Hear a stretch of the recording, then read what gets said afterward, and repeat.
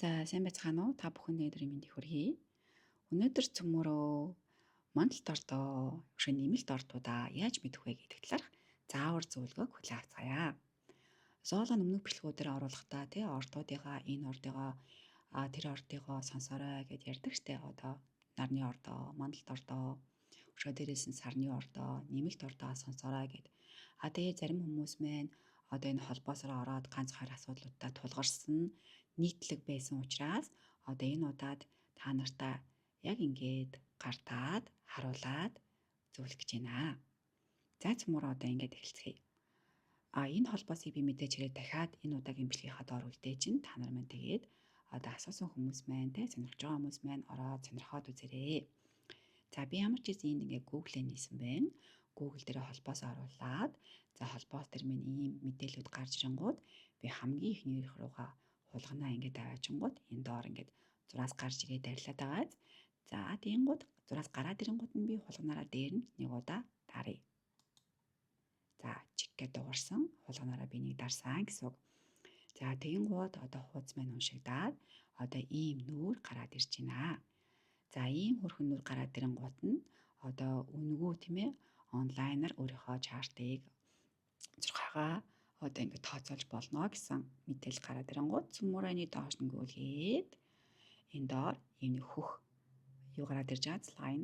За энэ доор цөмөрөө одоо мэдээлэлүүд оруулах юм байна. Өөрийнхөө төрсөн онсаар өдрүүдээ төрсөн нутгаа энэ доор оруулна. За энэ ихний нэг хөрхөнүүд байгаа.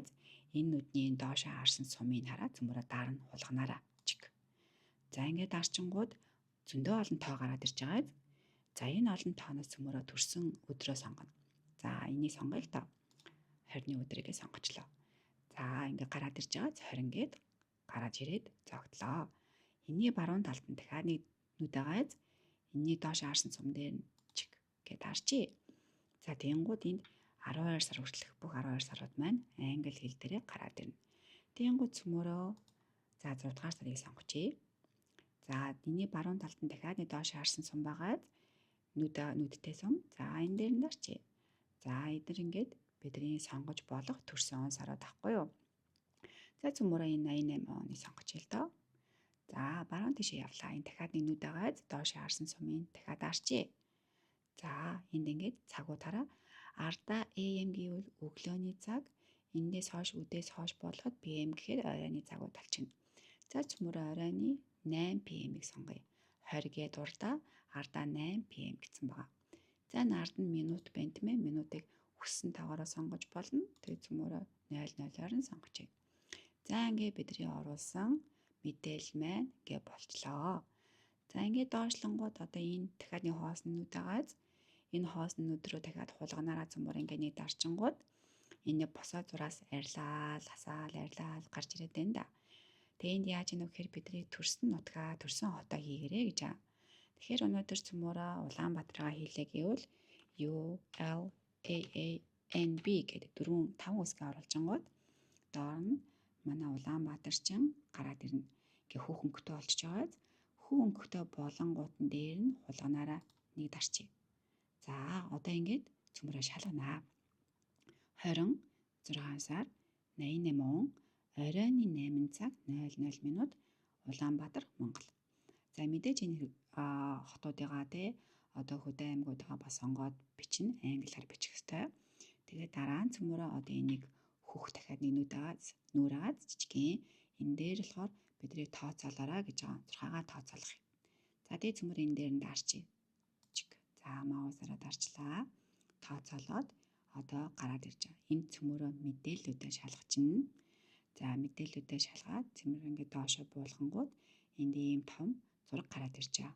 Ийм бөөринкий дүрс зураг одоо энэ ингээд тэмдгүүд миний дандаа өглөө болгон чартаараа буюу close friends-тэй одоо мэдээлэлтэй зурхааны маань гол ингээд энерги мэдээлэлүүд нь ингэж харагддаг байхгүй юу? За цөмөрөө эндээс ингээд юу арах вэ гэхээр энд зураглалаар харж болно.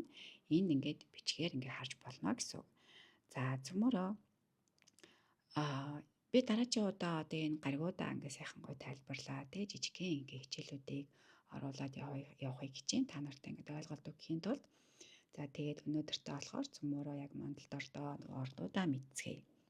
За Эхлээд одоо энд харъя л да. Энд одоо бичгээр юу гэж юм гэхээр нар гэж байгаа байхгүй юу?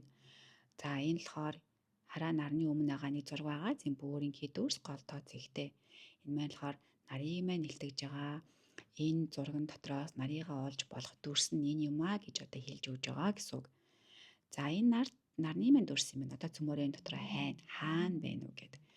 Тэгээ хайж исэн чин энд байна. Хараа энэ бөөрийн тийм байгаа. Адилхан байгаа. Нар маань энд бэжтэй гэсэн үг. За ингээд ихний ажил.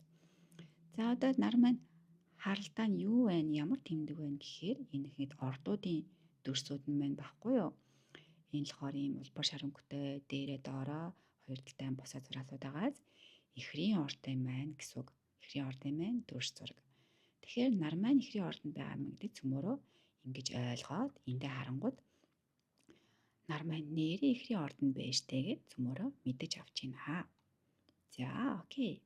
Гэтэл яг энэ чартан дээр бас нэг жижиг юм. Одоо нэмэлт мэдээлэл биднэрт өгч байгаа. 29 хэмтэй байгаа ихрийн орд маань гэхээр юу гэсэн үг гэхээр энэ хүн маань ямарваа нэгэн байдлаар мэлхийн ордыгаа бас давхар уншуул зүгээрээ гэсэн одоо юм утга санааг бас агуулдаг байгаа. Тэгэхээр хэдийгээр одоо ихрийн орд гэсэн яг өнөөдрийн цөмөрийн оруулсан энэ жишээ болохоор энэ хүн маань мэлхийн ордыг бас давхар те сонсчвал илүүдгүй гэсэн ийм мэдээлэл өгч байгаа. За одоо нараа цөмөрөө мэдчихлээ. Дараачих нь сараа мэдчих авцгаая. Сар маань болохоор маш чухал одоо энерги нөлөөлөлтэй байдаг учраас цөмөрөө сарыгаас орхихгүй байвал зүгээр ялангуяа энэ чарт дээр сар манаас нэлээд хүчтэй байгаа харагдаж байгаа учраас энэ хүн маань заавал сарыгаа мэдчих явах хэрэгтэй буюу сарныхаа мэдээлэл заавал давхар сонсоход хэрэгтэй гэсэн үг. За энэ маань хараа англиар moon гэж бичсэн. Энэ ингээд сарны маань зураг аваад байгаа байхгүй юу?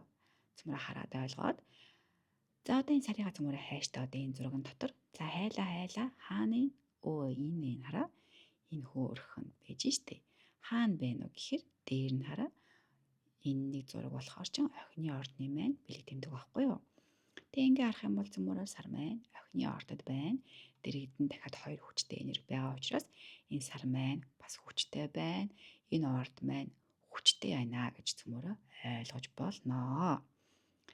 За тэгээд сарыгаа харъя л да энд батлая. Сар охины ордод байна. Окей, ингээд хоёр дахь алхмаа хийчлээ тийм ээ. Тэгээд энэ удаа цөмөр юу мэдж авсан гэхээр энэ хүн маань ихрийн орд, мэлхийн орд, сарыгаа сонсох хэрэгтэй юм байна гэсэн үг.